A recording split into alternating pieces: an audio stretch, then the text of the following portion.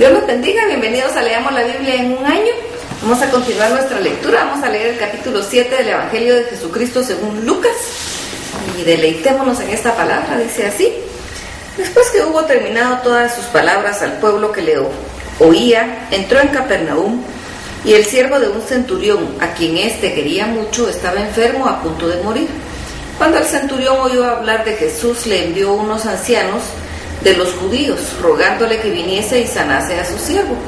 Y ellos vinieron a Jesús y le rogaron con solicitud, diciendo: es digno de que le concedas esto, porque ama a nuestra nación y nos edificó una sinagoga.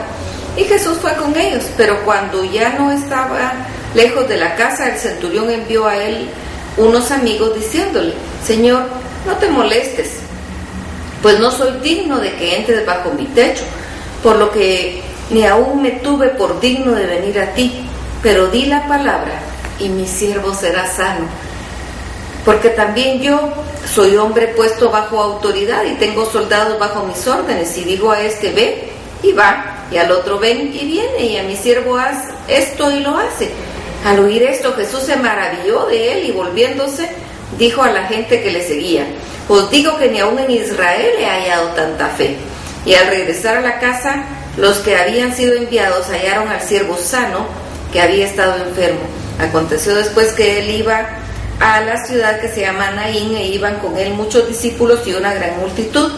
Cuando llegó cerca de la puerta de la ciudad, he aquí que llevaban a enterrar a un difunto, hijo único de su madre, la cual era viuda, y había con ella mucha gente de la ciudad. Y cuando el Señor la vio, se compadeció de ella y le dijo: no llores. Y acercándose tocó el féretro, y los que lo llevaban se detuvieron. Y dijo: joven, a ti te digo, levántate. Entonces se incorporó el que había muerto y comenzó a hablar, y lo dio a su madre. Y todos tuvieron miedo y glorificaban a Dios, diciendo: un gran profeta se ha levantado entre nosotros, y Dios ha visitado a su pueblo. Y se extendió la fama de él por toda Judea y por toda la región de alrededor. Los discípulos de Juan le dieron las nuevas de todas estas cosas, y llamó Juan a 2 de sus discípulos y los envió a Jesús para preguntarle: ¿eres tú el que había de venir o esperamos a otro? Cuando pues los hombres vinieron a él, dijeron: Juan el Bautista nos ha enviado a ti para preguntarte: ¿eres tú el que había de venir o esperamos a otro? En esta misma hora sanó a muchos de enfermedades y plagas y de espíritus malos, y a muchos ciegos les dio la vista. Y respondiendo Jesús les dijo: id, haced saber a Juan lo que habéis visto y oído: los ciegos ven, los cojos andan, los leprosos son limpiados, los sordos oyen, los muertos son resucitados, y a los pobres es anunciado el Evangelio. Bienaventurado es aquel que no haya tropiezo en mí. Cuando se fueron los mensajeros de Juan, comenzó a decir de Juan a la gente: ¿qué salisteis a ver al desierto? ¿Una caña sacudida por el viento? ¿Mas qué salisteis a ver? ¿A un hombre cubierto de vestiduras delicadas? He aquí los que tienen vestidura preciosa y viven en deleites en los palacios de los reyes están. ¿Mas qué salisteis a ver? A un profeta. Sí, os digo, y más que profeta. Este es de quien está escrito: he aquí envío mi mensajero delante de tu faz, el cual preparará tu camino delante de ti.